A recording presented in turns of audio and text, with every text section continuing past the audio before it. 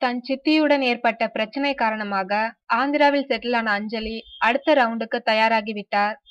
சித்தி தரப்பினால் தனக்கு பிரச்சனைகள் வரலாம் என்பதால் சில மாதங்கள் ஆந்திராவிலேயே இருந்தார். தற்போது ஒரு சிறிய இடைவெளிக்கு பிறகு தமிழில் நடிக்க ஆரம்பித்துவிட்டார். ஜெயம் ரவியுடன் அப்பா டக்கர், விமலுடன் மாப்பிள்ளை சிங்கம் ஆகிய படங்களில் நடித்து வரும் அஞ்சலிக்கு இப்போது புதிதாக ஒரு பட வாய்ப்பு கிடைத்திருக்கிறது. ஜிகர்தண்டா படத்திற்கு பிறகு கார்த்திக் சுப்ராஜ் இயக்கும் படம் இறைவி.